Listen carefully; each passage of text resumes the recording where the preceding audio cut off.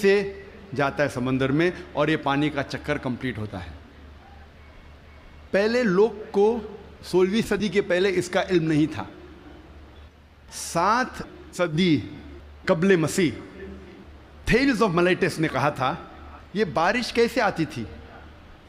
یہ جو اوشن کا سپرے ہے، سپرے آف دی اوشن، ہوا سے اٹھاتی تھی اور اندرونی حصے میں بارش جیسے برساتی تھی۔ یہ لوگ سمجھتے تھے بارش اس طریقے آتی تھی۔ لوگ کو یہ نہیں پتا تھا کہ زمین کے نیچے جو پانی ہے وہ کیسے جمتا تھا۔ کئی نظریات تھے۔ لوگ پہلے سوچتے تھے کہ یہ ہوا کا دباؤ پانی پہ، سمندر پہ، پانی کو زمین سے نیچے لے جاتا تھا اور اس طریقے سے زمین کے نیچے پانی آتا تھا۔ لوگ پہلے یہ سمجھتے تھے at the time of Pluto کے وقت کہ یہ پانی ایک خفیہ راستے سے واپس جاتا تھا سمندر کی طرف، سمندر میں secret passage, the great abyss known as the Tartarus at the time of Pluto. ایک خفیہ راستے سے پانی زمین کے نیچے سے جاتا تھا سمندر میں، اسے کہتے تھے گریٹ ایبس ٹارٹرس۔ اور یہ لوگ سمجھتے تھے 16ویں صدی تک۔ 18ویں صدی میں ڈیسکارٹس بھی اس بات کو تسلیم کرتا تھا، اور 19ویں صدی میں ایرسٹوٹل کا نظریہ بھی لوگ سمجھتے تھے صحیح ہے کہ viper was picked up and it condensed in mountain caverns which gave rise to underground lakes which was a source of water for the springs۔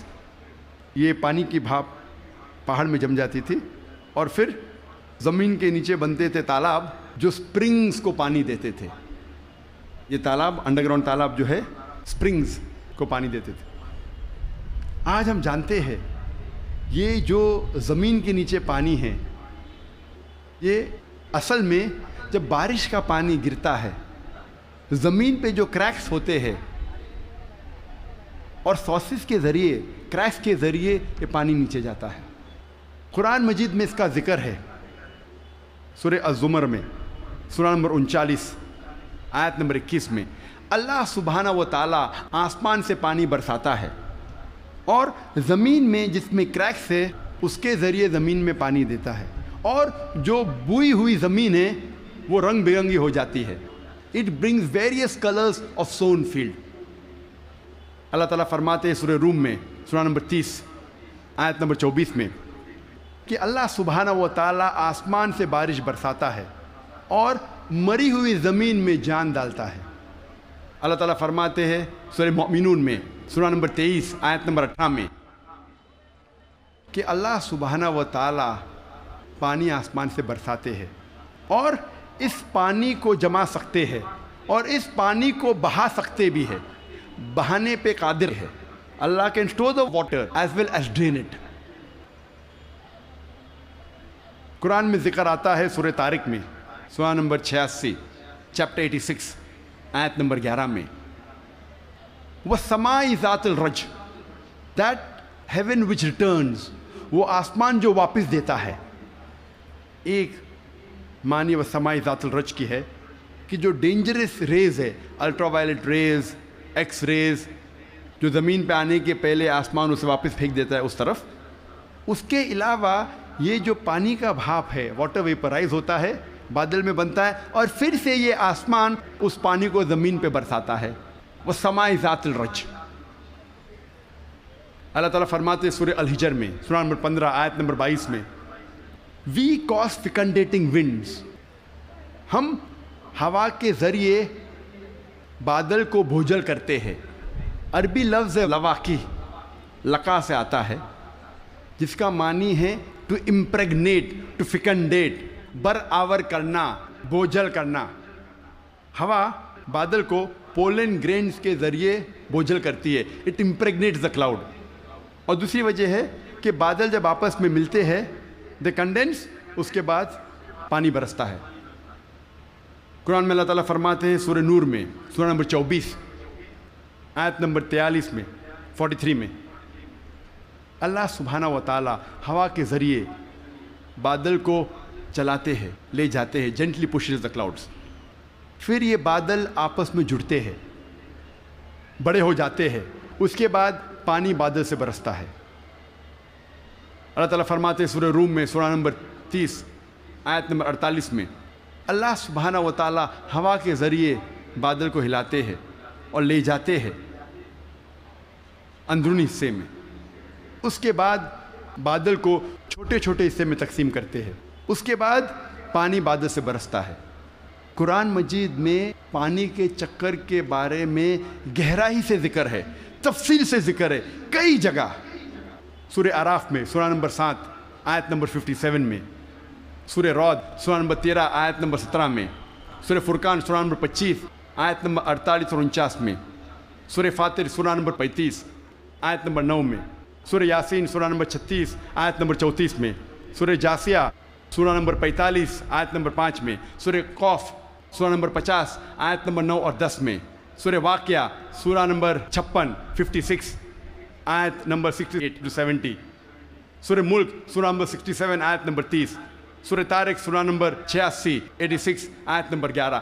کئی آیتیں ہیں قرآن مجید میں جو تفصیل کے ساتھ ذکر کرتے ہیں پانی کے چکر کے بارے میں۔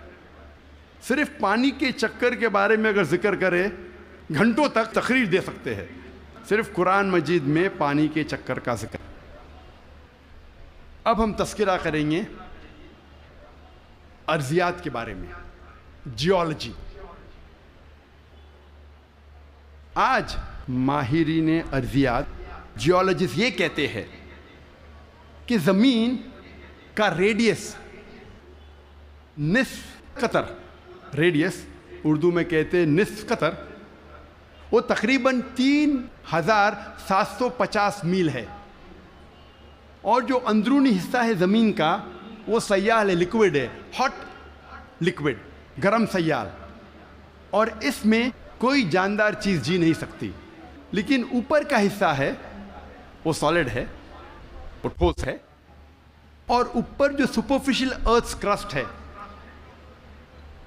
زمین کی سطح، ارتھ کرسٹ، یہ بہت پتلی ہے، تقریباً 1 سے 30 میل پتلی، صرف 1% سے کم، اور بہت سے امکان ہے کہ یہ زمین کی سطح ہل جائیں گی، ارتھ کرسٹ ول شیک۔ آج سائنسداں یہ کہتے ہیں due to the folding phenomena it gives rise to mountain ranges, ایک فولڈنگ فینومینا ہے جس سے پہاڑ پیدا ہوتے ہیں، اور اس پہاڑ کی وجہ سے زمین کی سطح کو استحکام ملتا ہے، اسٹیبلٹی ملتی ہے۔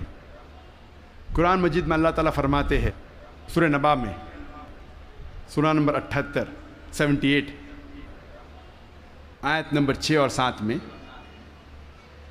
ہم نے زمین بچھائی ہے، والجبال اوتادا، اور پہاڑ کو اوتاد جیسا بنایا ہے۔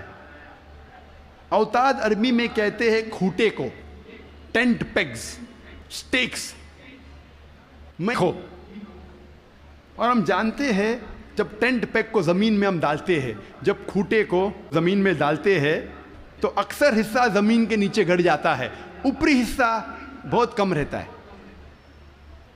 10% سے کم۔ جس طریقے سے آئس برگ پانی میں، برف کا گولا آئس برگ جب پانی میں دیکھتے ہیں صرف 10% پانی کے اوپر ہے، 90% سے زیادہ پانی کے نیچے، اسی طریقے سے پہاڑ جو اوپری حصہ ہم پہاڑ کا دیکھتے ہیں وہ کھوٹے جیسا ہے، میخو جیسا ہے، ٹینٹ پیگ جیسا ہے، اوپر کا حصہ بہت چھوٹا ہے، اکثر تقریباً 90% زمین کے نیچے ہے، اور اس کی وجہ ہے کہ زمین کو استحکام، اسٹیبلٹی دیتا ہے۔ قرآن مجید میں اللہ تعالیٰ فرماتے ہیں سورہ نازیات میں سورہ 79 آیت نمبر 32 میں، اور سورہ غاشیہ سورہ نمبر 88 آیت نمبر 19 میں، ہم نے پہاڑ کو زمین سے مضبوطی سے بنایا ہے۔ We have placed on the earth mountain standing firm، زمین پہ ہم نے پہاڑ مضبوطی سے بنایا ہے۔ ارضیات میں، جیولوجی کے میدان میں ایک بہت اہم کتاب ہے جو اکثر دنیا بھر جب جیولوجی کے سبجیکٹ میں اسے گائیڈ مانا جاتا ہے، اس کتاب کا نام ہے ارتھ، زمین، اور اس کے ایک لیکھک، ون آف دا آتھرس، اس کا نام ہے ڈاکٹر فرینک پریس، جو یو ایس اے کے سائنس اکیڈمی کے پریزیڈنٹ تھے اور ex president of U S A Jimmy Carter کے سائنس ایڈوائزر۔